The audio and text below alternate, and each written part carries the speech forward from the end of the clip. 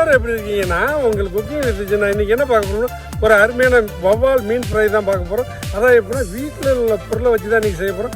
அதாவது நாம் வந்து ஹோட்டல் ஸ்டைலில் பண்ணுறதா தான் இஞ்சி பூண்டு மசாலாஸ் ஏகப்பட்டது சேர்த்து தான் செய்வோம். ஆனால் இன்றைக்கி நம்ம என்ன பண்ணுறோம், ஹோம் மேடு மிளகாய்த்தூளை வச்சு தான் இன்றைக்கி செய்ய போகிறோம். அதை எப்படி சிம்பிளாக அழகாக ஆனால் இருந்தாலும் சூப்பராக நல்லா டேஸ்ட்டாகவும் சுவையாகவும் வந்துடுது. அதை நம்ம எப்படி இந்த வீடியோவில் செய்ய போகிறோம் பார்க்க போகிறோம். வாங்க ஃப்ரெண்ட்ஸ், அதை எப்படி செய்யறதுன்னு பார்க்கலாம்.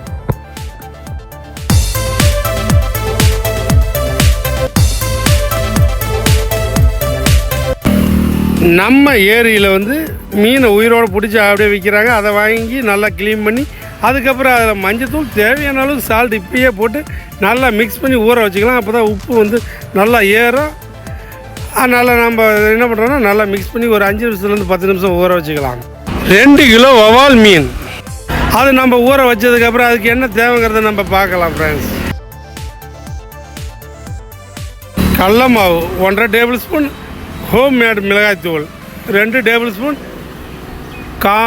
அரிசி மாவு 1 டேபிள் ஸ்பூன், மஞ்சத்தூள் 1/4 டீஸ்பூன்.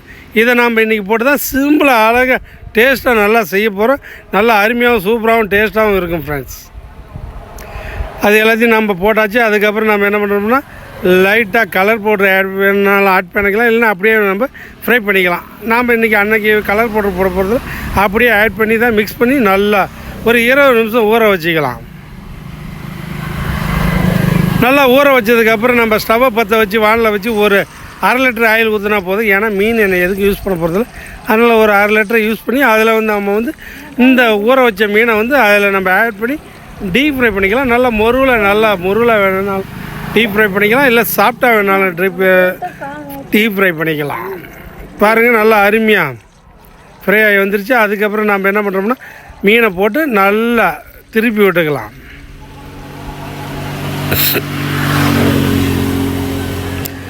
பாருங்கள், நல்லா ஃப்ரை ஆகி வந்துட்டு இருக்குது. நல்லா எந்த அளவுக்கு நம்ம ஃப்ரை பண்ணுறோம் அந்த அளவுக்கு நல்லா டேஸ்ட்டாகவும் சூப்பராகவும் இருக்கும். மீன் வந்து ரொம்ப சிம்பிளாக அழகாக எப்படி செய்கிறதுன்னு இந்த வீடியோவில் நம்ம பார்க்குறோம்.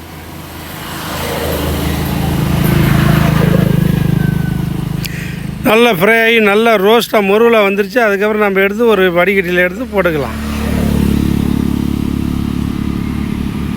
போட்டு நல்லா ஃப்ரை ஆகிடுச்சு பாருங்கள். அதுக்கப்புறம் என்ன பண்ணுறோம்னா நாம் எடுத்து வச்சுருக்கிற 2 கிலோ மீனும் இந்த பானையில் போட்டு ஃப்ரை பண்ணி எல்லாத்தையும் மொத்தமாக எடுத்து வச்சுக்கலாம் ஃப்ரெண்ட்ஸ்.